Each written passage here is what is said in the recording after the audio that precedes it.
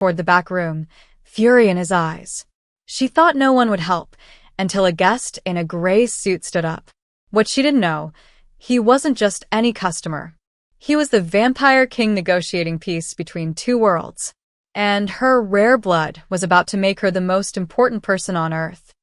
The dinner rush at Aurelius was always chaos wrapped in white tablecloths. Lila Chen moved through the maze of tables like a ghost, her black apron tied tight, her dark hair pulled back in a bun that gave her a headache.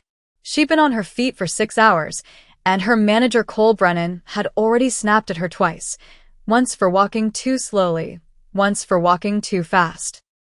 "Table 12 needs water," he hissed as she passed the bar. "What are you, deaf?"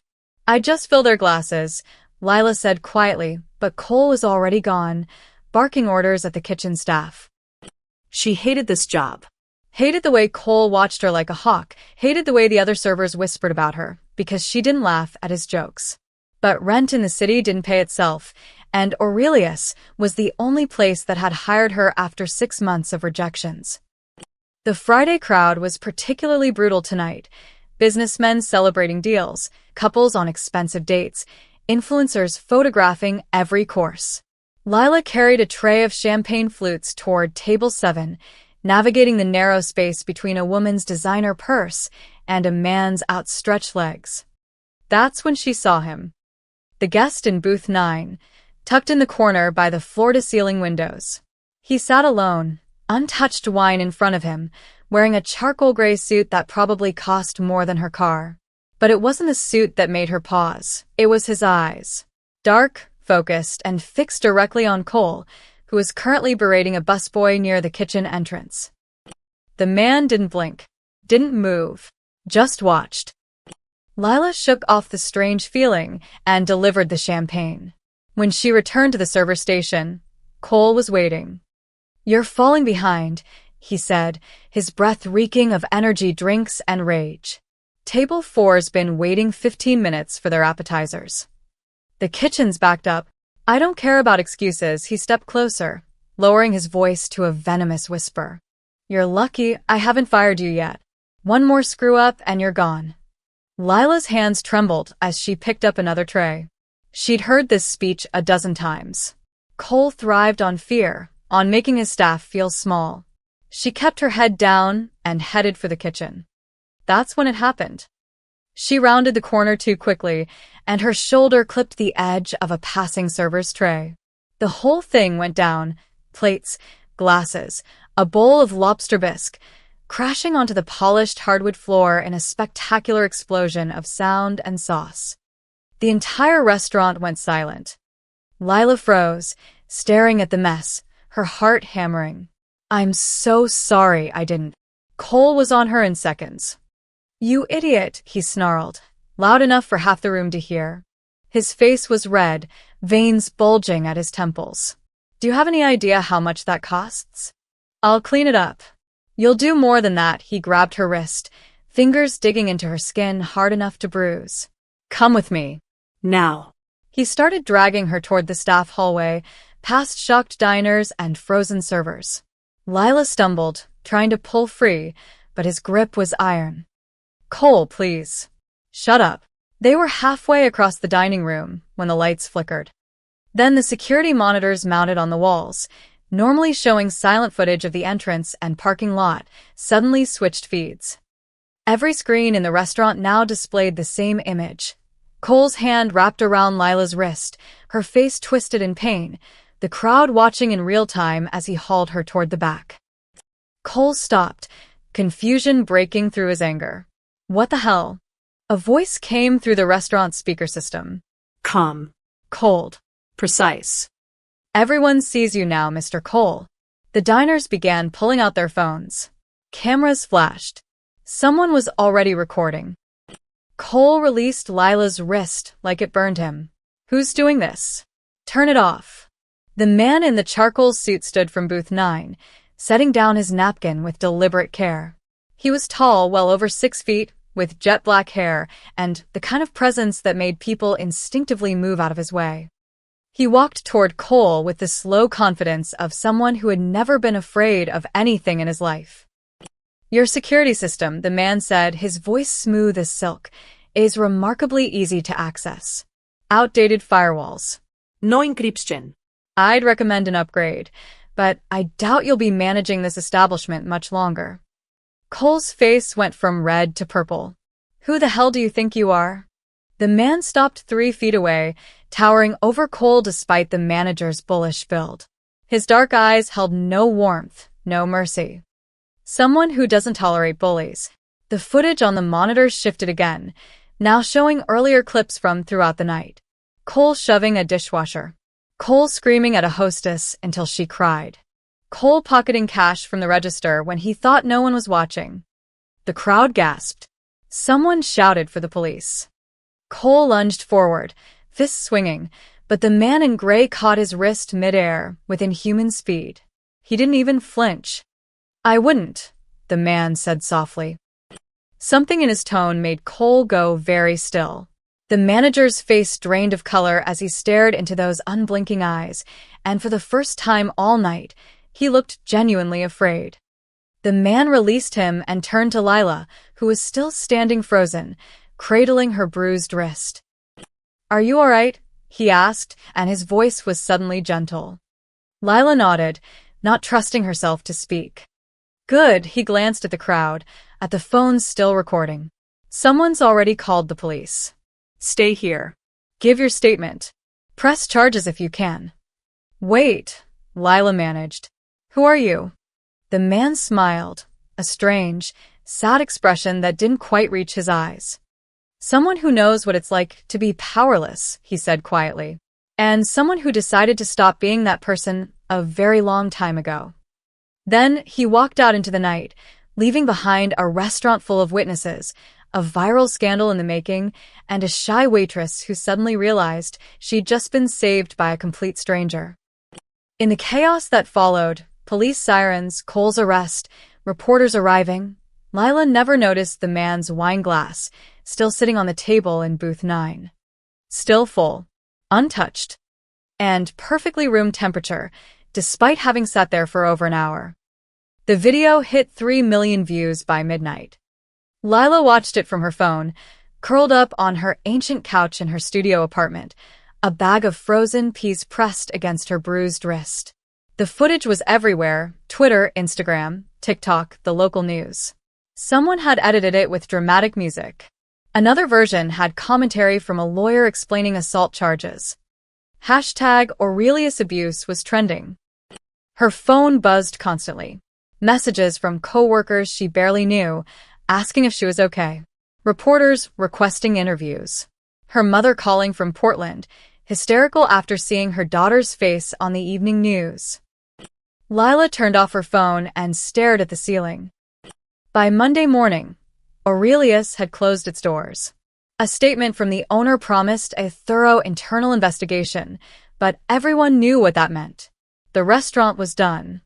And so was Lila's paycheck. She spent the next 2 days in her apartment, ignoring the world.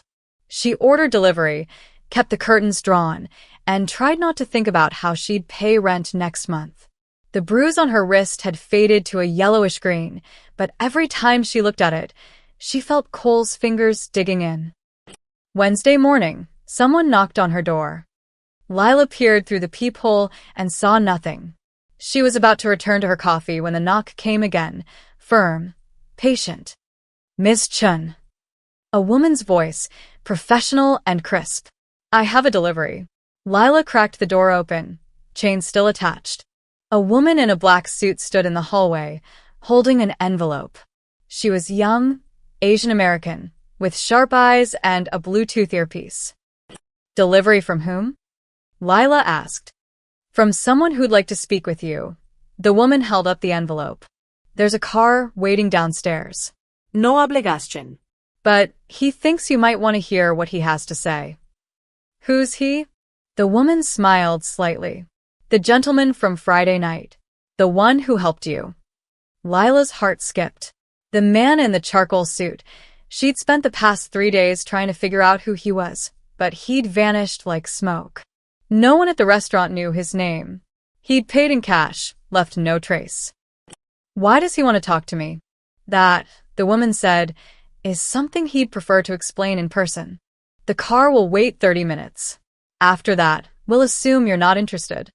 She set the envelope on the floor and walked away. Lila stared at it for a full minute before picking it up. Inside was a single card, cream-colored, with an embossed logo she didn't recognize, a crescent moon intertwined with a vertical line. Beneath it, handwritten in elegant script, "You've seen corruption up close. Help me build something cleaner." No signature. No phone number. Lila looked down at her sweatpants and oversized t-shirt. She looked at her empty apartment, at the overdue bills stacked on her counter. She thought about Cole, about 6 months of abuse she'd endured because she had no other choice. She thought about the man who'd exposed him with nothing but a laptop and the truth. 20 minutes later, she was downstairs. The car was impossible to miss, a black Mercedes with tinted windows, idling at the curb. The woman in the suit stood beside it, looking unsurprised. "Miss Chun," she said, opening the rear door. "Please." Lila climbed in, her heart hammering. The man from the restaurant sat in the far seat, wearing a different suit, this one midnight blue, and reading something on a tablet. He looked exactly as she remembered, tall, dark-haired, with those unsettling eyes that seemed to see straight through people. "Thank you for coming," he said, setting the tablet aside. "I wasn't sure you would." "I wasn't sure either," Lila admitted. The car pulled smoothly into traffic. "Where are we going?" "Somewhere we can talk privately." "My office," he extended a hand. "My name is Cale Vaughn." Lila shook it, noting how cold his skin was despite the warm morning. "Why did you help me?" "Because no one else would." Cale leaned back, studying her. "I've been tracking Cole Brennan for weeks. Embezzlement, harassment, assault. He's hurt a lot of people. But no one would testify. They were afraid of losing their jobs, their reputations. You were just the catalyst I needed." "So I was bait." "No," his expression softened. "You were someone in trouble. The investigation was secondary." Lila looked out the window. They were heading toward the financial district, skyscrapers rising like steel mountains. "You said you wanted my help with something." "I did." Cale pulled out his tablet again, swiping through screens. "I run a private security and research firm. We handle sensitive negotiations, protective services, corporate intelligence. But lately, I've been expanding into something different, mediation between groups that don't trust each other." "Like who?"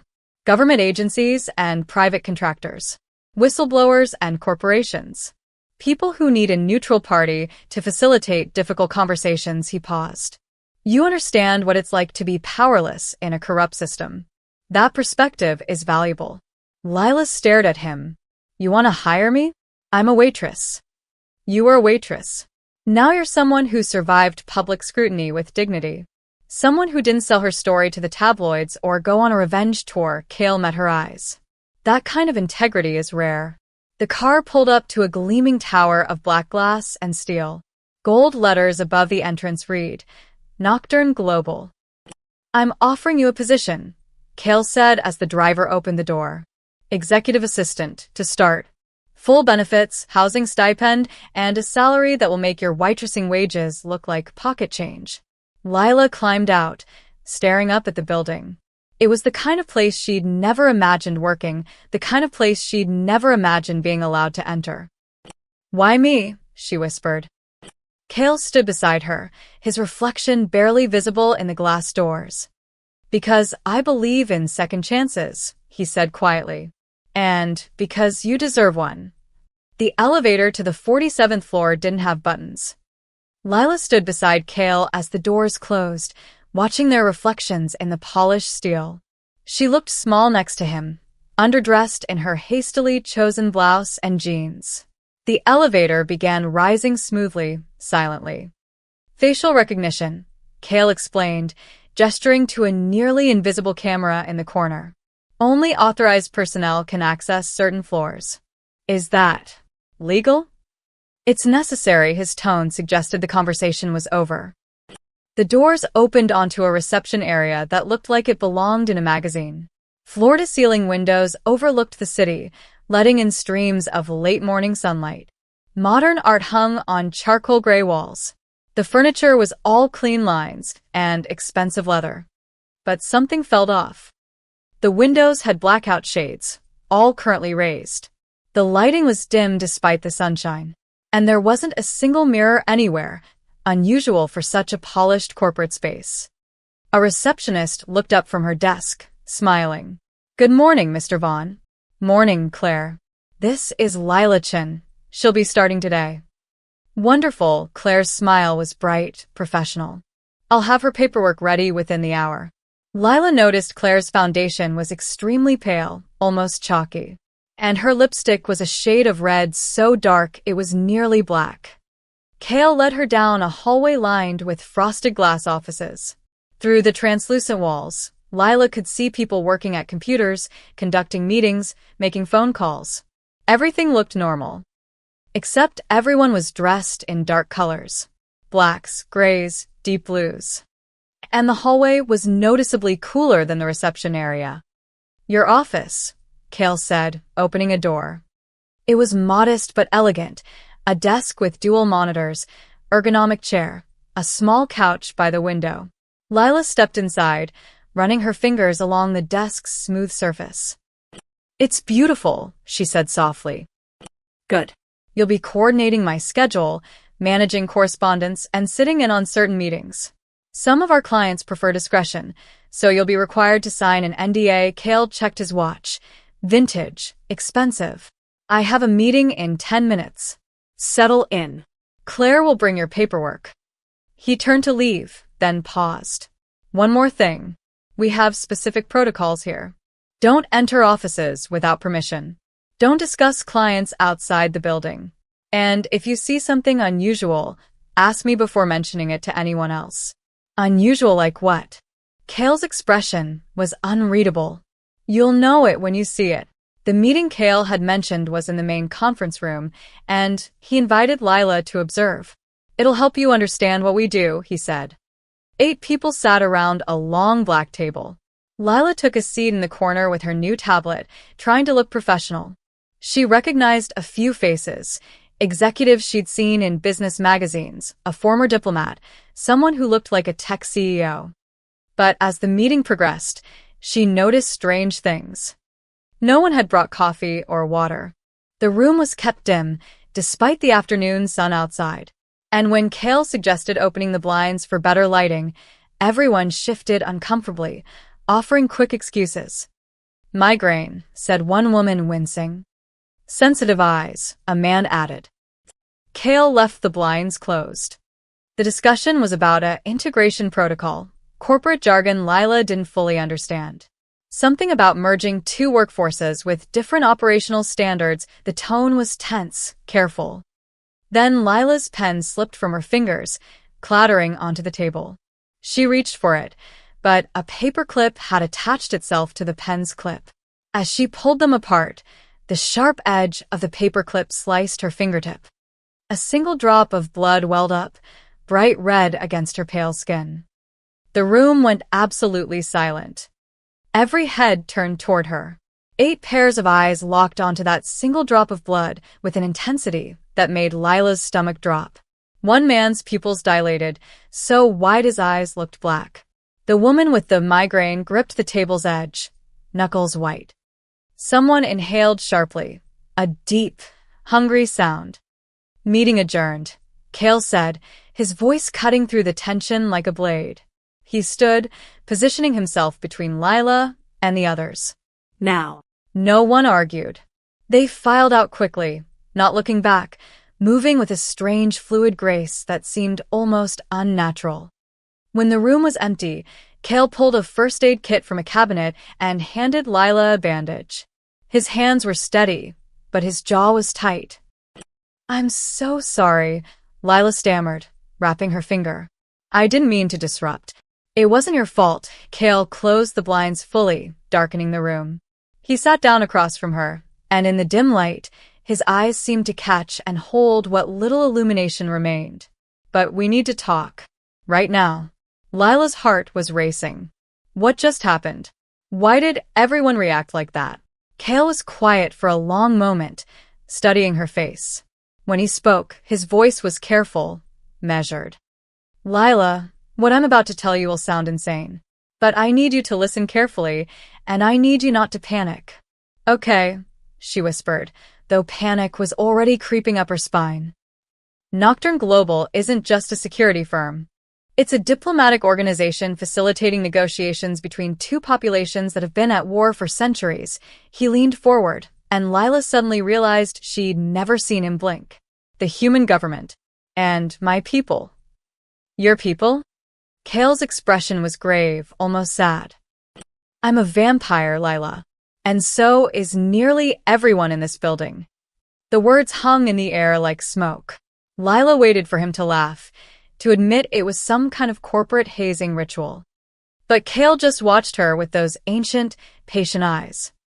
And slowly, terribly, she realized he was telling the truth. Lila's first instinct was to run. Her second was to laugh because this had to be a joke, some elaborate prank for the new employee. But Kale's expression remained deadly serious, and the memory of those 8 pairs of eyes locking onto her blood made her skin crawl. You're insane, she said, standing up. I'm leaving. Please don't. Kale didn't move to stop her, didn't even stand. I know how this sounds, but I can prove it. Prove that you're a vampire? Lila's voice pitched higher. What? Are you going to show me fangs? Turn into a bat. The bat thing is a myth. But yes, I can show you. He opened his mouth slightly, and Lila watched in horror as his canine teeth elongated, sharp, white, unmistakable. They retracted a moment later. We're not what the movies show. We don't sleep in coffins. We can enter homes without invitation. But sunlight weakens us significantly, and blood sustains us. Lila gripped the back of a chair, her legs suddenly unsteady. This isn't happening. I've been alive for 347 years, Kale continued quietly. I was turned in 1678, in London, during a plague outbreak. I've watched empires rise and fall. I've seen humanity evolve from candlelight to smartphones. He paused. And for most of that time, my kind has been hiding in the shadows, feeding on humans in secret, living in fear of exposure. Why are you telling me this? Lila whispered. Because something's changed, and you're at the center of it. Kale stood and walked to the window, careful to stay away from where the sunlight would be if the blinds were open. 5 years ago, I began negotiating with the U.S. government for a peace treaty, what we're calling the Daylight Pact.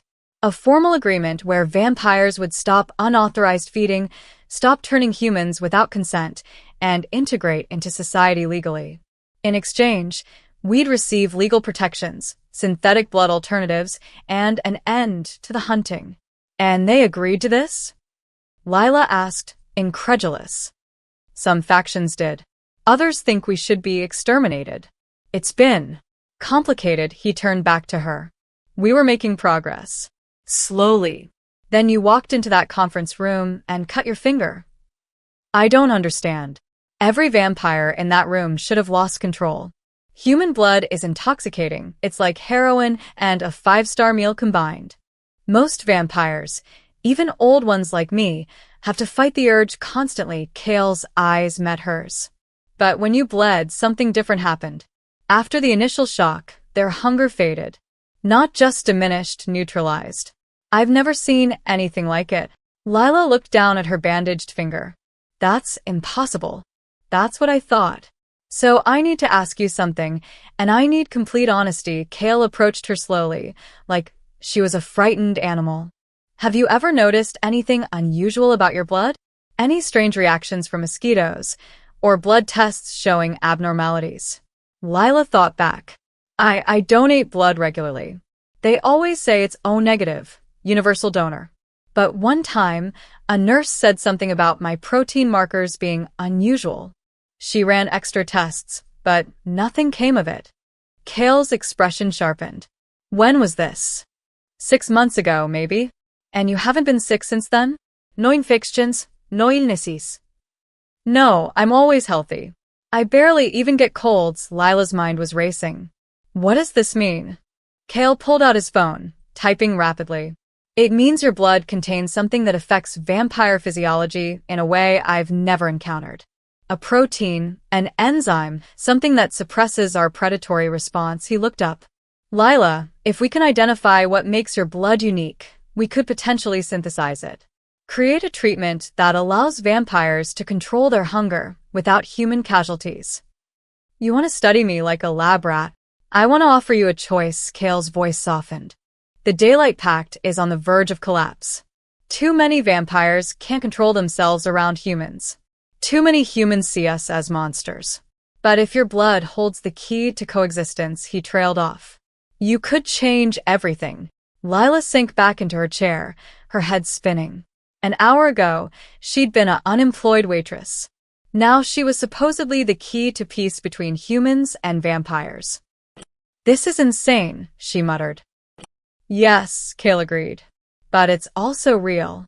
Outside the conference room, Lila could hear the normal sounds of an office. Phones ringing, keyboards clicking, muted conversations.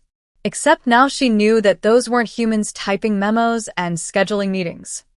They were vampires, pretending to be human, desperately trying to survive in a world that would destroy them if it knew the truth. What happens if I say no? She asked quietly. Then I'll have Claire process your severance package, and you'll leave with a generous check and a legally binding NDA. You'll never hear from us again. Kale's expression was sincere. I won't force you into this. You've been controlled and manipulated enough. Lila thought about Cole, about how powerless she'd felt for months. She thought about the bills piling up, the job applications that never got responses, the feeling of being invisible in a city of millions. And she thought about that moment in the restaurant when Kale had stood up for her, not because he had to, but because he could. Because he decided that this time, someone would fight back. If I agree, she said slowly, I want guarantees. My safety comes first. And I want to understand everything, no secrets, no surprises. Kale nodded. Absolute transparency. You have my word. The word of a vampire, Lila said, and despite everything, she almost smiled. The word of a king, Kale corrected softly. I'm not just any vampire, Lila. I'm their leader. And if this works, you'll be the one who saved us all. Lila took a deep breath, looking at her bandaged finger. Okay, she whispered. Let's change the world. Dr. Eliza Voss didn't look like a vampire. She was petite, blonde, and wore wire-rimmed glasses that Lila suspected were purely cosmetic. But when she shook Lila's hand in the medical lab 2 floors below Kale's office, her grip was ice-cold and her smile revealed teeth just a bit too sharp. Fascinating, Dr. Voss murmured, reviewing something on her tablet. Absolutely fascinating. The lab was state-of-the-art, all steel and glass, with equipment that belonged in a CDC facility. Lila sat on an examination table, feeling very much like a specimen. Kale stood near the door, arms crossed, watching everything with hawk-like intensity. Before we begin, Dr. Voss said, pulling on latex gloves, I need to explain what we're looking for. Vampire physiology is complex. When we consume blood, specific enzymes in our saliva interact with proteins in the bloodstream. This triggers the feeding response, increased strength, heightened senses, euphoria. It's biochemical, not magical. So vampires are just different biology? Lila asked. Exactly. We're a subspecies, not supernatural creatures. Dr. Voss prepared a syringe. This will be a simple blood draw. Then we'll run a full panel, protein analysis, genetic sequencing, antibody screening. Whatever makes your blood unique, we'll find it. The needle slid in smoothly. Lila watched her blood flow into vial after vial, 6 in total. Dr. Voss labeled each one carefully, then placed them in a centrifuge. Now comes the interesting part, she said. I'm going to expose your blood to vampire saliva in a controlled environment. We'll measure the chemical reaction. She opened a small refrigerator and removed a glass container filled with clear liquid. This is synthesized vampire saliva, extracted from volunteers, purified and stabilized. Perfectly safe. Dr. Voss added a single drop to a petri dish containing Lila's blood. They all leaned in to watch. For a moment, nothing happened. Then the blood began to change. The deep red lightened, almost glowing under the fluorescent lights. The saliva, instead of mixing normally, formed crystalline patterns, geometric, beautiful, impossible. "My God," Dr. Voss whispered. She ran the same test with regular human blood for comparison. That sample turned dark, almost black, with the saliva spreading like ink in water, the normal reaction that triggered vampire hunger. Lila's blood had done the exact opposite. "It's neutralizing the enzymes," Dr. Voss said, her voice shaking with excitement. "Not destroying them, transforming them, converting the feeding trigger into something inert." She looked at Kale. "This shouldn't be possible." "But it is," Kale said quietly, staring at the glowing petri dish. Over the next 3 hours, they ran every test imaginable. Blood chemistry, DNA analysis, protein sequencing. Lila answered questions about her medical history, her family, her diet. Had she been exposed to radiation? Unusual medications? Experimental treatments? Nothing, Lila insisted. "I'm completely ordinary." "You're anything but ordinary," Dr. Voss countered, pulling up results on a large monitor. "Look at this. Your blood contains a protein we've never documented. I'm calling it Protein L for now. It's similar to hemoglobin but with an extra peptide chain. When it comes into contact with vampire enzymes, it binds to them and renders them dormant." "In English?" Lila asked. "Your blood turns off vampire hunger like flipping a light switch." Kale moved closer to the monitor, studying the molecular diagrams. "Can we synthesize it?" "Theoretically, yes. But we'd need time, months, maybe years, to create a stable version. And even then, we'd need extensive trials to ensure it's safe." Dr. Voss turned to Lila. "With your permission, I'd like to bring in more specialists. Biochemists, geneticists, maybe even human doctors who are cleared to know about our existence." Lila felt overwhelmed. How many people know about vampires? In the government? Maybe 200, mostly intelligence and military brass. In the private sector? A handful of trusted researchers and corporate leaders who've signed binding agreements. Kale's expression was grim. "It's the world's best-kept secret. But it won't stay secret much longer. That's why the Daylight Pact is crucial. And I'm supposed to be the key to that." "You're not supposed to be anything," Kale said firmly. "But yes, this discovery could change everything. If we can create a serum from your blood protein, vampires could coexist with humans without the constant threat of losing control. No more murders, no more hiding, no more fear." Lila looked at the glowing blood in the petri dish. What if someone misuses this? What if it falls into the wrong hands? "That's why security here is absolute," Dr. Voss assured her. "Every sample is encrypted with biometric locks. Every test is monitored. And Kale has final approval on everything." Kale stepped closer to Lila, his dark eyes intense. "I know this is terrifying. I know you didn't ask for this. But I promise you, your safety is my priority. Not the research, not the treaty. You." There was something in his voice that made Lila's breath catch. Sincerity, yes, but also something deeper. He looked at her the way people looked at miracles, with wonder and desperation. "Okay," she said softly. "But I want weekly updates. I want to understand every test, every result. And if I want to stop, we stop." "Agreed," Kale said immediately. Dr. Voss was already on her phone, calling in specialists. Through the lab's glass walls, Lila could see other vampires gathering. Word was spreading fast. They stared at her with expressions ranging from hope to disbelief. For the first time in her life, Lila Chen wasn't invisible. She was important. And that terrified her more than the vampires themselves. "One more thing," she said to Kale as they prepared to leave. "If this works, if we create this serum, what happens to vampires who don't want to change? Who like hunting humans?" Kale's expression went cold. "Then they become the enemy," he said quietly. "And I deal with them accordingly." The way he said it made Lila realize that being a vampire king wasn't just about diplomacy. It was about being willing to destroy your own kind to save them. The news broke 3 days later. Lila was in her new apartment, courtesy of Nocturne Global, a sleek two-bedroom in a secured building, when her phone exploded with notifications. She'd been careful, signing every NDA, avoiding social media, telling her mother she'd gotten a consulting job without details.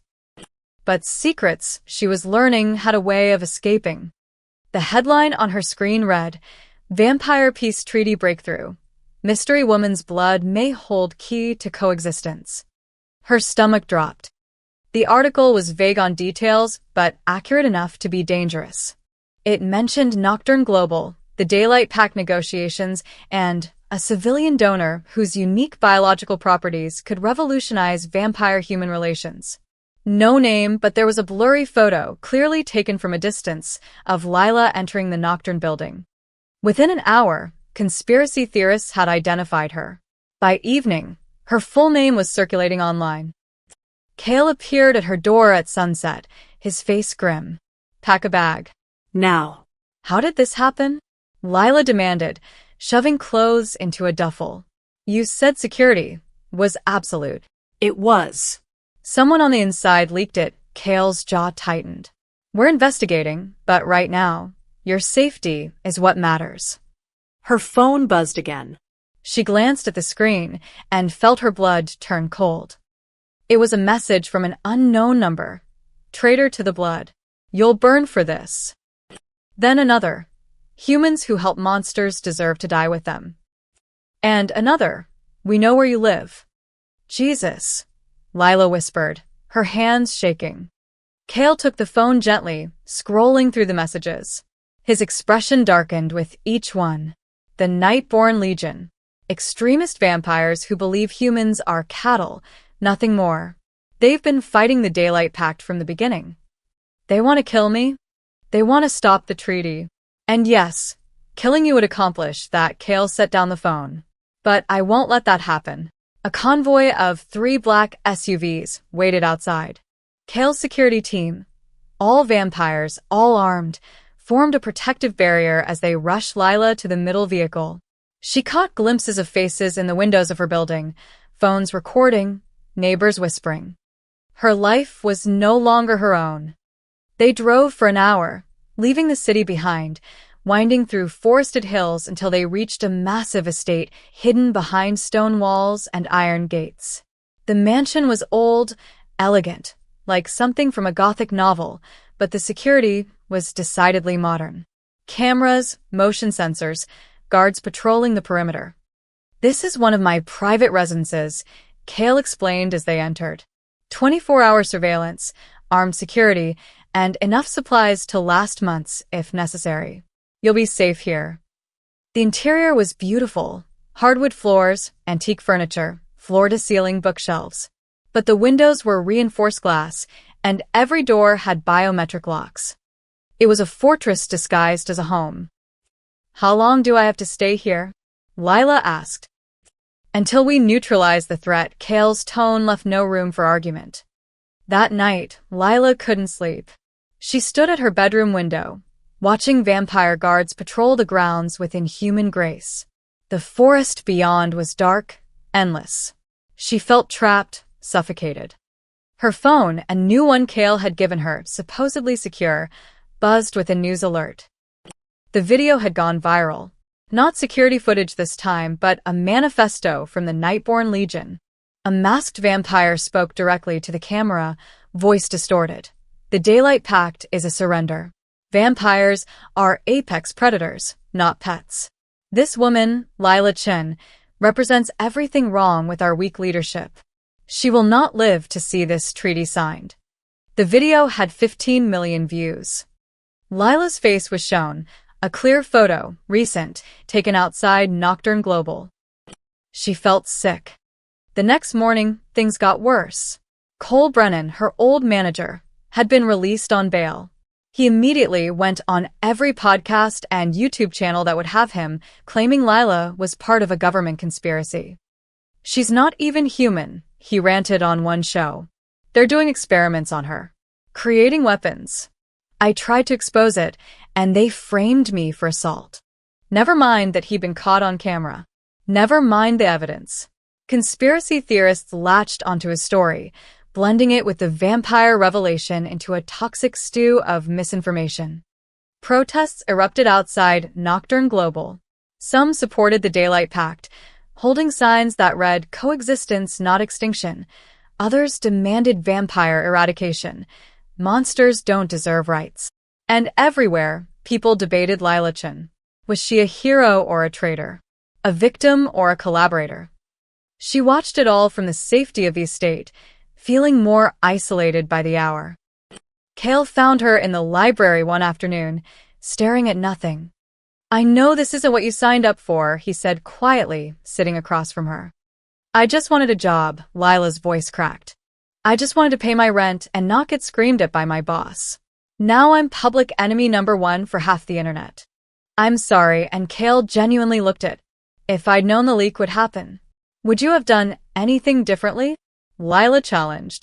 "Would you have walked away from the cure?" Cale was silent. "That's what I thought." Lila stood pacing. "I'm tired of being locked up. I'm tired of hiding. When I was at Aurelius, I felt powerless. Now I'm supposedly the most important person in the world, and I still feel powerless." "You're not powerless," Cale said firmly. "You're protected. There's a difference." "Is there?" Lila turned to face him. "Because right now, it feels like I'm just in a nicer cage." Before Cale could respond, alarms blared throughout the mansion. Red lights flashed. The security system's automated voice announced, "Perimeter breach. North wall. Multiple hostiles." Cale was on his feet instantly, phone to his ear. "Report." Lila heard shouting outside, gunfire, screams. "They found me," she whispered. Cale's eyes met hers, and for the first time, she saw something like fear in them. "Stay here. Lock the door. Don't open it for anyone but me." He was already moving toward the exit. "Cale, I'll keep you safe," he promised. No matter what. Then he was gone, and Lila was alone as the sounds of battle echoed through her gilded prison. The gunfire stopped after 20 minutes. Lila sat in the locked bedroom, clutching a letter opener she'd grabbed from the desk, a pathetic weapon, but the only one she had. Her heart hammered against her ribs as she listened to the silence that followed the chaos. Footsteps approached down the hallway. Slow, deliberate. "Lila." Cale's voice through the door. "It's over. You're safe." She exhaled shakily and opened the door. Cale stood there, suit torn, a cut healing on his cheek. Behind him, 2 guards carried a body bag. "The Nightborn sent a strike team. 6 vampires. We neutralized them." "Neutralized?" Lila repeated hollowly. "You mean killed?" "I mean stopped." Cale's expression was unreadable. "This is the world we live in now. I'm sorry you have to see it." He led her downstairs to the security office, where monitors showed the estate's perimeter. Everything looked normal again. Guards resuming patrol, the broken section of wall already being repaired. "How did they find me?" Lila asked. "We're investigating." Cale pulled up footage from the attack. "They knew exactly where you were. Which building, which room. That level of intelligence suggests." "An inside source," finished a smooth voice from the doorway. Lila turned to see Ambrose Thorne, Cale's chief advisor. She'd met him twice, a handsome vampire with silver-streaked hair and the kind of smile that never reached his eyes. He'd always made her uncomfortable, though she couldn't say why. "Ambrose," Cale said. "What did you find?" "I traced the leak to a compromised server in the main office. Someone accessed Lila's location files 3 hours before the attack." Ambrose handed Cale a tablet. "I've locked down the system and started interrogating staff. We'll find the traitor." "Good." Cale studied the data. "Increase security here. Double the guard rotation. And I want..." The lights went out. Not just the security office. The entire mansion plunged into darkness. Emergency generators should have kicked in immediately. They didn't. "Get Lila to the safe room," Cale ordered, but Ambrose was already moving. Not toward the safe room. Toward Lila. She saw the tranquilizer gun too late. The dart hit her neck with a sharp sting, and her legs gave out. Ambrose caught her before she hit the ground, his grip surprisingly gentle. "I'm sorry," he murmured. "Truly. But the Nightborn pay better than Kale ever did." "Ambrose." Kale's voice was deadly quiet. "You're weak," Ambrose said, backing toward the door with Lila in his arms. She tried to fight, but her limbs were lead, her vision blurring. "You want to make us pets of the humans. Domesticated. Neutered. The Nightborn understand what we really are, superior. And they'll pay handsomely for the girl who could have ruined everything." Kale moved fast, inhumanly fast, but Ambrose was faster. He pressed something that looked like a modified taser against the door frame. Ultraviolet light blazed, creating a barrier Kale couldn't cross without severe burns. "You won't get far," Kale snarled. "I already have," Ambrose smiled. "The guards outside? I sent them to investigate a fake breach on the south wall 10 minutes ago. By the time they return, we'll be gone." He carried Lila through the darkened mansion. She tried to scream, but her throat wouldn't work. Tried to fight, but her body was shutting down. The tranquilizer was powerful, designed to drop a human in seconds. Outside, a van waited, engine running. Ambrose dumped Lila in the back, where 2 more vampires secured her with zip ties. "The Nightborn will be pleased," one said, examining her like livestock. "Fresh blood from the miracle girl. And once we drain her, we'll burn the body." "No serum. No triti. No weakness." "Move," Ambrose commanded, slamming the door. The van lurched forward, tires screeching. Through the window, Lila saw Kale burst from the mansion, but they were already too far away. She watched him shrink in the distance, heard him roar her name. Then everything went black. When Lila woke, she was underground. The air was damp, heavy with the smell of rust and decay. She lay on cold concrete, wrists still bound, head pounding. Slowly, painfully, she sat up. She was in some kind of tunnel. Old subway architecture, abandoned for decades. Graffiti covered the walls, and water dripped from cracks in the ceiling. Fluorescent lights flickered overhead, casting everything in sickly yellow. Dozens of vampires moved through the shadows. Some wore tactical gear. Others looked feral, ancient, like creatures from nightmares. All of them stared at her with hungry eyes. "The miracle girl awakens," Ambrose said, approaching with a medical kit. "Don't bother screaming. We're 50 feet underground in a condemned station. No one will hear you." "Kale will find me," Lila said, her voice hoarse. "Kale will try. And fail." Ambrose knelt beside her, pulling out a syringe. "The Nightborn Legion has existed for 1,000 years. We've survived crusades, inquisitions, vampire hunters, and now we'll survive this pathetic treaty. Your blood might calm the weak, but it won't save you." "You're making a mistake," Lila insisted, trying to buy time. Her hands were bound in front of her. She could work with that if she got a chance. "The serum could help you too. You wouldn't have to kill to survive." "We don't want help. We want dominance," Ambrose smiled coldly. "This is the natural order, predator and prey. Your friend Kale forgot that. He fell in love with the idea of peace. But there is no peace between lions and lambs." He prepared the syringe, and Lila saw it was meant to extract blood, a lot of it. "Please," she whispered, genuine fear flooding through her. "Don't do this." "Nothing personal." Ambrose reached for her arm. "You're just unfortunately useful." Lila did the only thing she could think of. She headbutted him as hard as she could. Ambrose stumbled back, more surprised than hurt. The syringe clattered to the ground. And Lila ran. Lila didn't know where she was running, only that she had to move. She sprinted through the abandoned subway tunnel, hands still bound, her footsteps echoing off damp concrete. Behind her, Ambrose shouted orders, and the sound of pursuit erupted, boots pounding, inhuman snarls echoing through the darkness. The tunnel branched into 3 directions. Lila chose the middle path, plunging deeper into the underground labyrinth. Emergency exit signs glowed faintly, decades old, half of them broken.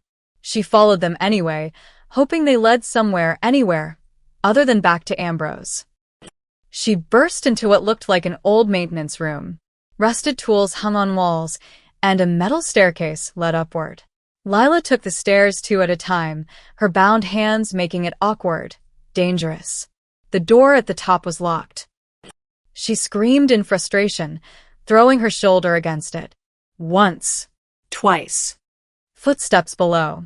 Getting closer. With the third impact, the old lock gave way.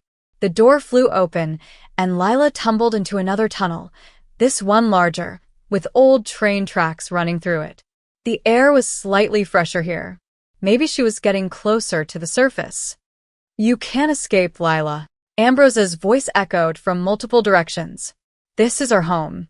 Every tunnel, every turn, we know them all. Lila pressed herself against the wall, trying to quiet her ragged breathing. In her pocket, she felt something hard, her new phone. Did it even have signal down here? She pulled it out with her bound hands, praying it would work. 1 bar. Barely. She texted Kale. Underground. Old subway. East side. The phone showed the message as sending but not delivered. Lila didn't know if it would ever reach him. A vampire appeared at the far end of the tunnel. Female, young-looking but probably ancient. She smiled, revealing elongated fangs. Found you, she sang out. Lila ran again, this time following the tracks. She stumbled over rotted railroad ties, her lungs burning. The vampire behind her moved like liquid shadow, closing the distance effortlessly. Then the tunnel exploded with sound. Gunfire. Ultraviolet grenades. Lila saw their distinctive blue-white flash. Shouts in multiple languages. The vampire chasing her shrieked and dove for cover as a bullet tore through her shoulder. Kale's strike team had arrived. They came from both ends of the tunnel, a dozen operatives, half vampire and half human, all heavily armed. Leading them was Kale himself, eyes blazing with fury, moving faster than Lila had ever seen him move. Get to her, he roared. 2 agents, both human, wearing tactical gear, reached Lila first. One cut her zip ties while the other wrapped a protective vest around her torso. Stay behind us, the woman ordered. The fight that erupted was chaos. Nightborn vampires poured from side passages, and the tunnel became a war zone. Gunfire mixed with a hiss of UV grenades. Vampires clawed and bit. Humans fired weapons that shot light-infused rounds. The smell of burning flesh filled the air as UV caught vampire skin. Kale fought his way toward Lila with terrifying precision. He moved through enemies like they were paper, faster than human eyes could track. One vampire lunged at him. Kale caught him midair and threw him into a wall hard enough to crack concrete. Where's Ambrose? Kale demanded, reaching Lila's side. I don't know, I ran. An explosion rocked the tunnel. Part of the ceiling collapsed, separating them from half the strike team. Dust and debris filled the air. Through the chaos, Ambrose appeared, flanked by 4 Nightborn soldiers.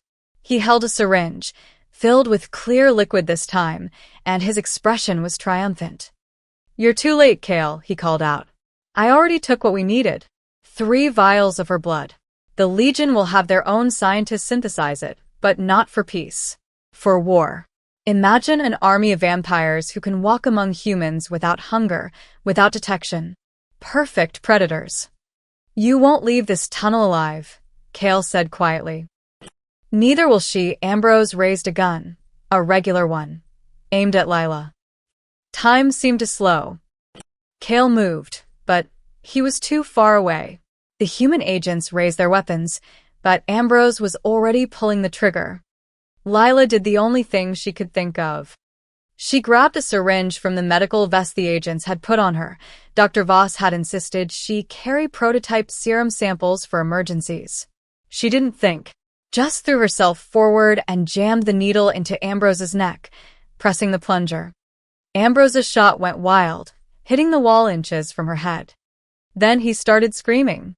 The serum, concentrated, untested, pure protein L, hit his bloodstream like acid. His veins illuminated beneath his skin, glowing with that same ethereal light Lila had seen in the petri dish. He dropped the gun, clawing at his neck, his face contorting. But he wasn't dying. He was changing. The rage in his eyes flickered, then faded. The predatory hunger that had driven him vanished, replaced by confusion, then horror as he realized what he'd done. What? Ambrose stumbled backward, staring at his hands. What did you do to me? I took away your excuse, Lila said, her voice shaking. Now you have to live with your choices without blaming the hunger. The Nightborn soldiers stared at their leader, uncertain. One by one, they lowered their weapons. Kale's team moved in, securing them quickly. The fight was over. Kale found Lila sitting against the tunnel wall minutes later, shaking from adrenaline. He knelt beside her, checking her for injuries with hands that trembled slightly. You're insane, he said. That serum wasn't tested on living subjects. It could have killed him. But it didn't. Lila met his eyes. It worked. He's not hungry anymore. I could see it. You saved yourself, Kale said quietly, and proved something I wasn't sure was possible. What?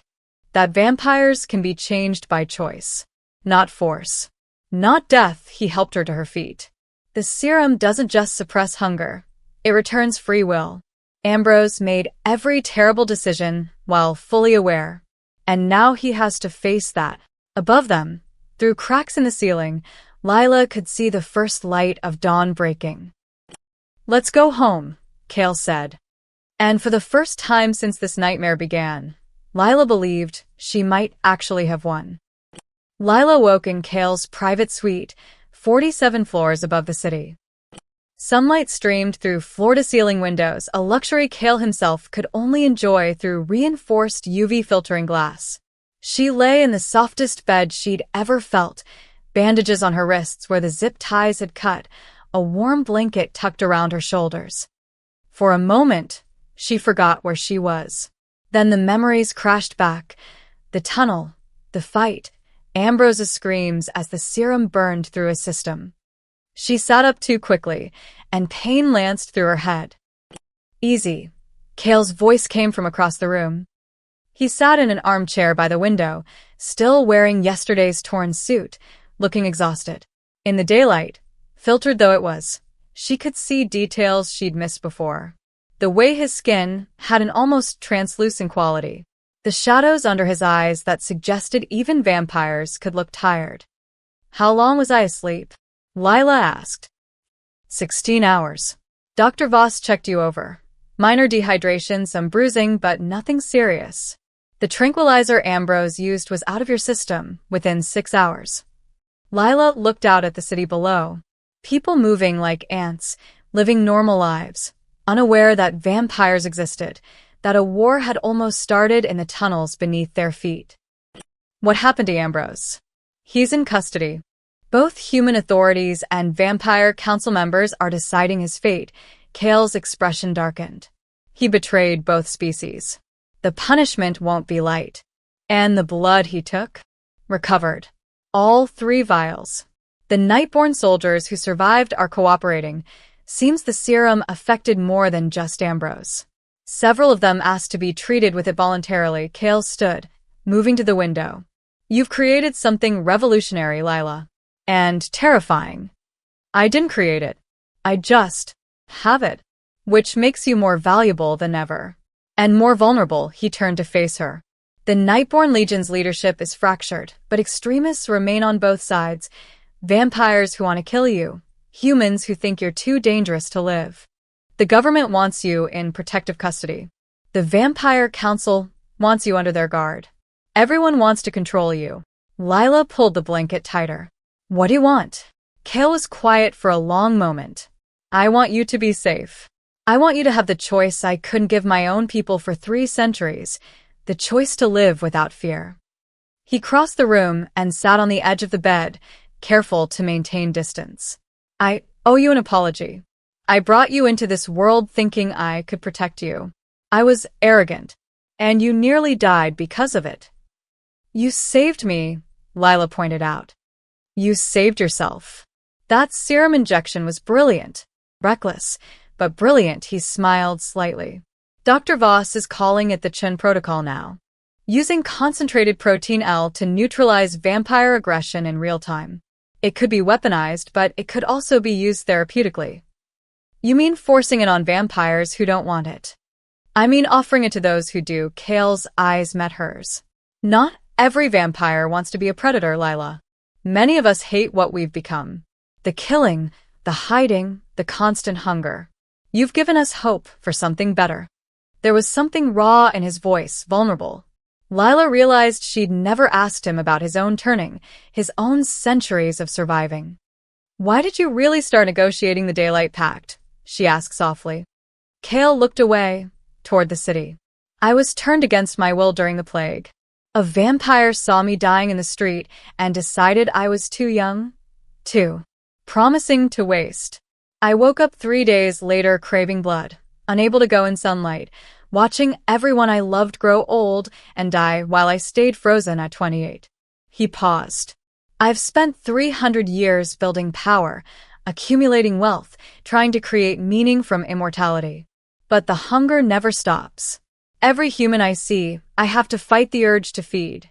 Every friendship is shadowed by knowing I could kill them in seconds if I lost control. But you don't, Lila said. You haven't. Because I choose not to. Every single day, I choose control over instinct. But it's exhausting. Kale turned back to her. When I saw what your blood did in that conference room, the way it quieted the hunger, I felt something I haven't felt in centuries. Peace. His hand rested on the bed between them. Without thinking, Lila reached out and covered it with hers. His skin was cold, but the touch felt right. Thank you, he whispered. For not running. For not giving up on us. I'm terrified, Lila admitted. I don't know if I'm strong enough for this. You fought your way out of a Nightborn stronghold armed with nothing but a syringe and courage. You're stronger than you think. They sat in comfortable silence, watching the city wake up below. Somewhere out there, humans and vampires were going about their days, unaware of how close they'd come to open war. Lila thought about Cole, about how small her life had been just weeks ago. She'd been invisible, powerless, afraid. Now she was at the center of something world-changing. It was terrifying. But it was also purpose. What happens next? She asked. Kale squeezed her hand gently. We present the serum to the world leaders. We show them that coexistence is possible. And we hope that enough people, human and vampire, are ready to choose peace over war. And if they're not, then we keep fighting. Together, he stood, releasing her hand. But first you need to eat. Real food, not just hospital nutrients. Dr. Voss said you haven't had a proper meal in 2 days. Lila's stomach growled on cue, making them both smile. There's a kitchen downstairs, Kale said. And a chef who makes the best pancakes in the city. Even I remember that, and I haven't eaten food in 3 centuries. You remember pancakes? I remember everything about being human, Kale said quietly. I just can't go back. But as Lila followed him out of the suite, she realized something. Maybe, with the serum, he wouldn't have to stay trapped in the past. Maybe they could all move forward together. Into the light. 3 weeks later, Lila stood in the United Nations General Assembly Hall, surrounded by more power than she'd ever imagined. World leaders filled the curved rows of seats. Diplomats whispered in a dozen languages. Security personnel, both human and vampire, lined the walls. Cameras from every major news network pointed at the central stage where Kale stood at the podium, composed and commanding in a black suit. Lila sat in the front row beside Dr. Voss, wearing a navy dress that felt too formal, too exposed. Her hands trembled slightly. In her purse was a single vial of the refined serum, the Lila strain, as the media had dubbed it, representing months of round-the-clock research. Distinguished delegates, Kale began, his voice carrying through the hall without a microphone. 300 years ago, I died of plague in a London gutter. A vampire gave me a choice I didn't want, immortality or death. I chose to live. But for 3 centuries, I've questioned whether survival at such cost was truly living. The room was utterly silent. Today, we present a different choice. Not between death and predation, but between violence and coexistence. Kale gestured to the screens behind him, which displayed molecular diagrams of the serum. The Lila strain is a synthesized protein that neutralizes vampire hunger without harming the subject. It's voluntary, non-lethal, and renewable. Vampires who take it can live among humans without the constant battle against instinct. A delegate from Russia stood. And what stops you from using this as a weapon? Forcing it on humans to make them compliant. The serum only affects vampire physiology, Dr. Voss answered, standing. We've run extensive trials. Human subjects show no reaction whatsoever. It's biologically specific. You expect us to trust vampires with this technology? A Chinese diplomat's skepticism was clear. How do we know you won't create super soldiers? Vampires who can blend in perfectly, then strike without warning. Kale's expression remained calm. Because I'm offering transparency. The formula will be shared with human scientists. Production facilities will be jointly operated. Distribution will be monitored by both human governments and the Vampire Council. This isn't about trust, it's about verification. And what about vampires who refuse treatment? The American Secretary of State leaned forward. Will they be forced? No, Kale's voice was firm. Free will is paramount. Vampires who choose traditional sustenance can do so, but only through ethical blood banks, donated willingly by humans who consent. Any vampire who kills or turns a human without permission will be prosecuted under both human and vampire law. That's not enough, someone shouted from the gallery. Protests had been ongoing outside for days, both for and against the pact. Monsters should be destroyed, not domesticated. Security moved toward the disruption, but Kale raised a hand. I understand your fear. For centuries, my kind has been the nightmare in your stories. We've killed, hidden, and lied to survive. But fear is not a foundation for policy. Justice is. He looked directly at Lila, and she felt the weight of his gaze. There is someone who can speak to this better than I can. Someone who is powerless, vulnerable, and who chose compassion when she could have chosen revenge. Lila's heart stopped. This wasn't part of the plan. She wasn't supposed to speak. But Kale was gesturing for her to join him on stage. Dr. Voss squeezed her hand encouragingly. You can do this. Lila's legs felt like water as she walked to the podium. Hundreds of eyes tracked her movement. Cameras zoomed in. This was being broadcast to billions. She gripped the podium to steady herself. My name is Lila Chen, she began, her voice barely above a whisper. Someone adjusted the microphone. A month ago, I was a waitress getting abused by my manager. I felt invisible, powerless, like nothing I did mattered. She took a breath. Then I met Kale, and I found out vampires are real, and that my blood could change everything. People have called me a hero, a traitor, a lab rat, a savior. But I'm just someone who got lucky, or unlucky, depending on how you look at it. A ripple of uncertain laughter.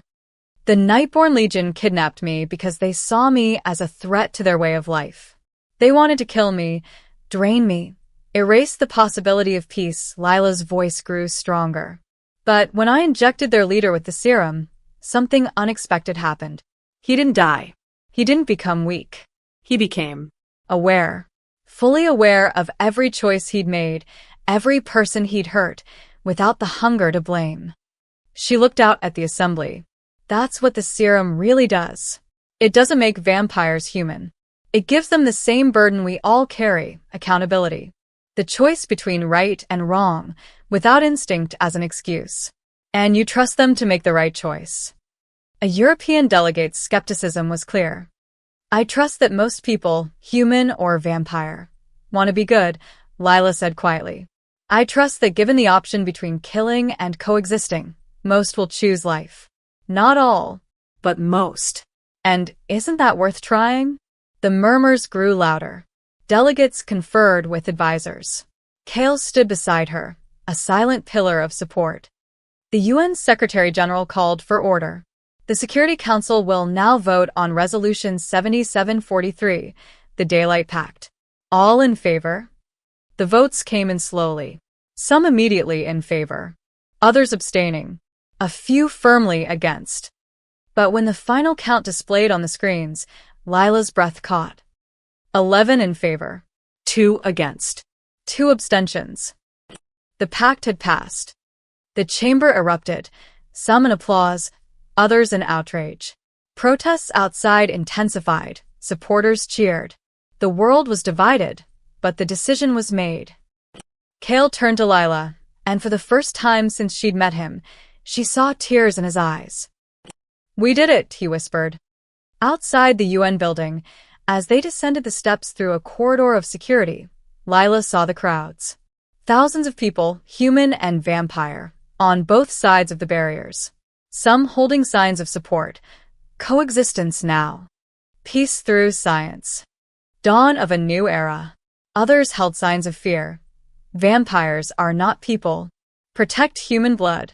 God didn't make monsters to live among us. But slowly something was changing. A vampire woman in the pro-pact crowd held up a vial of the serum. "I took it this morning," she shouted. "I haven't felt hunger in 8 hours. I'm free." More voices joined her. Testimonials from early volunteers. Stories of relief, of hope. The world was watching. And for the first time in centuries, vampires walked in daylight, metaphorically, at least. Soon Lila thought, maybe literally too. 1 year later. The invitation had arrived in elegant script on cream cardstock. "You are cordially invited to the first annual Daylight Gala, celebrating 1 year of the Daylight Pact." Lila stared at her reflection in the mirror of her new apartment. Not the safe house, but a real home in a neighborhood where humans and vampires now lived side by side. She wore a silver gown that Dr. Voss had helped her pick out, her hair styled in soft waves. She barely recognized herself. A year ago, she'd been running for her life in underground tunnels. Now she was about to attend a ball celebrating peace. The world had changed faster than anyone expected. After the UN vote, vampire volunteers had flooded blood banks and research facilities, requesting the serum. The first month saw 10,000 vampires treated. By 6 months, over 100,000. Not all vampires chose it. Some clung to the old ways, but enough to shift the balance. Crime rates dropped in major cities. Mysterious disappearances declined. Blood banks reported surplus donations from humans who wanted to support peaceful vampires. Slowly, cautiously, 2 species began learning to coexist. There were setbacks, of course. Extremist attacks on both sides. A vampire in Seattle who relapsed and killed 2 people, sparking protests. A human militia in Texas that hunted and murdered 3 peaceful vampires, causing riots. The Nightborn Legion, though weakened, still operated in shadows. But tonight was about hope. The gala was held in the city's central plaza, transformed into something magical.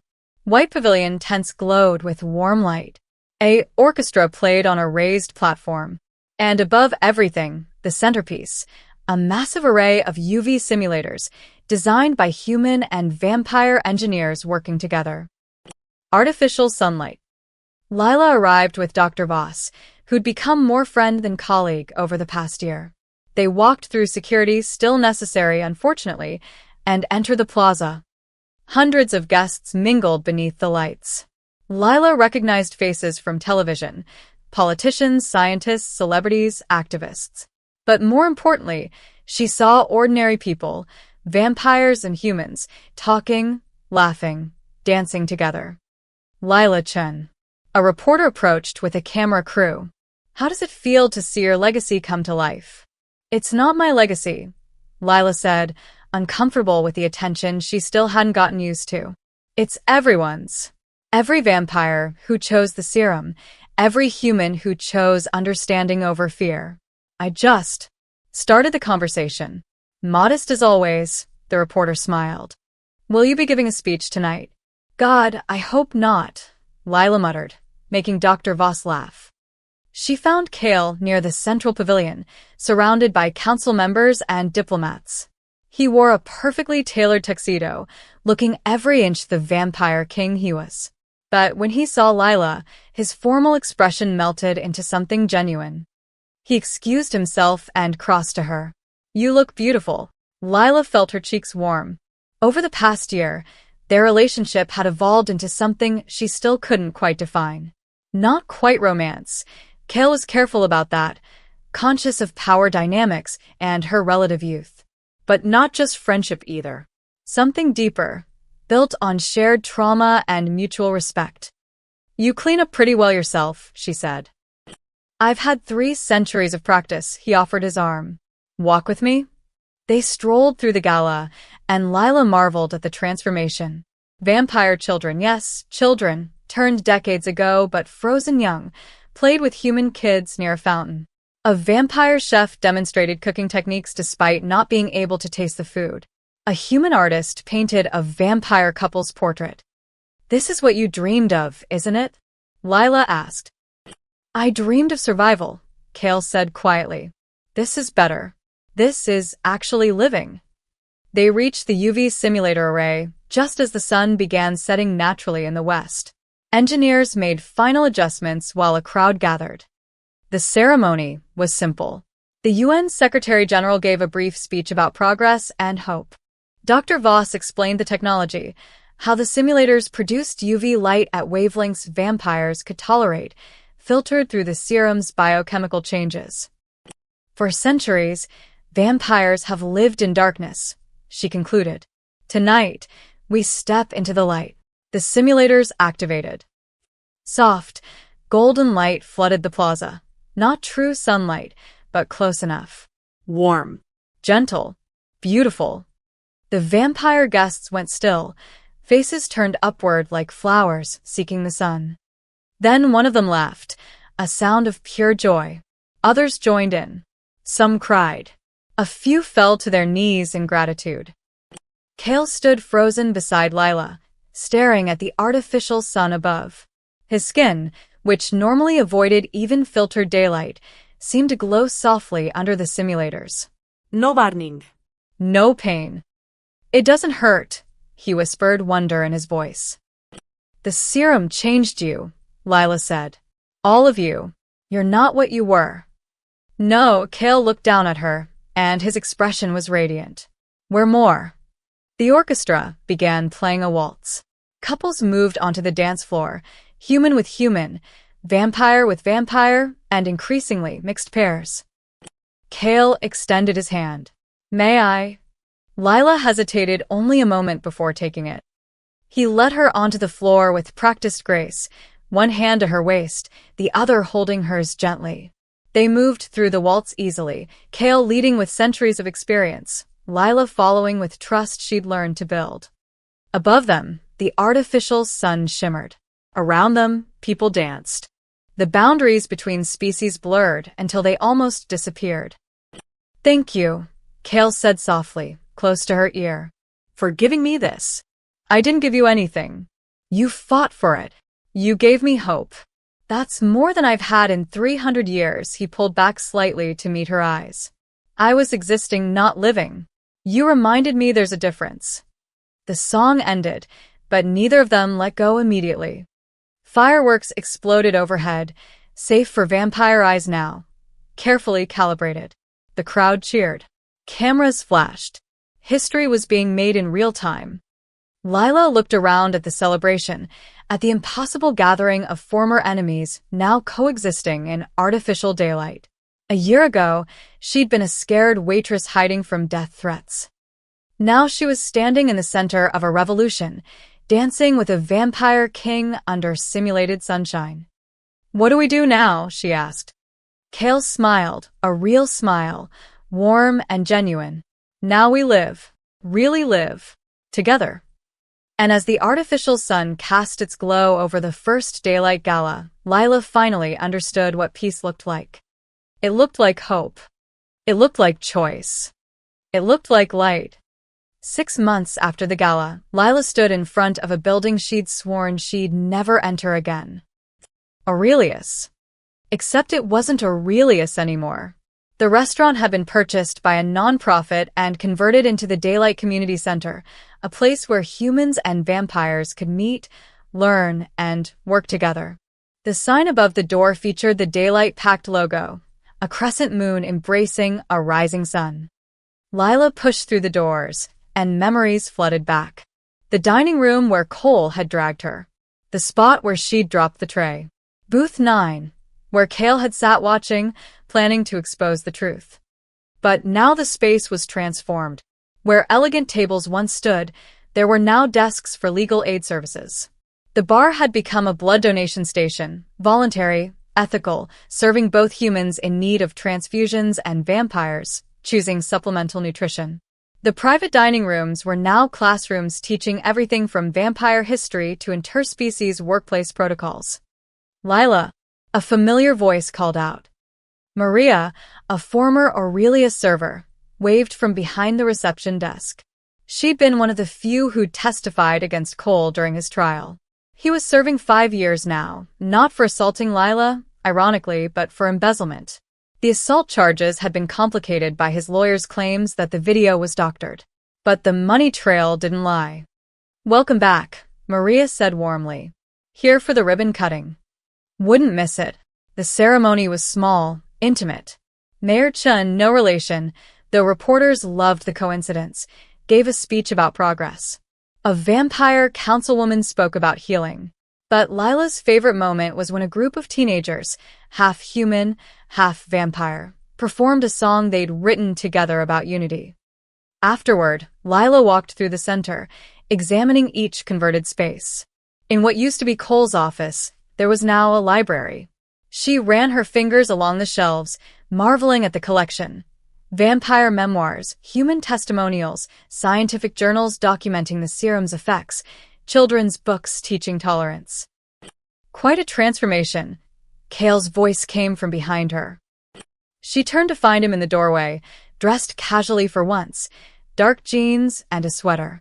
In the months since the gala, he'd gradually stepped back from the vampire throne, creating a democratic council to govern instead. He looked younger somehow, less burdened. I keep thinking about that night, Lila admitted. How scared I was. How small I felt. And now I'm the ambassador of the Daylight Pact, mediating disputes between species, testifying before Congress, giving speeches to audiences of thousands. She laughed softly. I still can't believe it's real. You earned it. Every bit. Cale joined her by the bookshelf. But I wanted to tell you something. I'm stepping down completely. Not just from the throne, from leadership entirely. Lila's eyes widened. What? Why? Because I've been a king for 300 years, and I'm tired of ruling, he smiled. I want to live, Lila. Really live, like we talked about at the gala.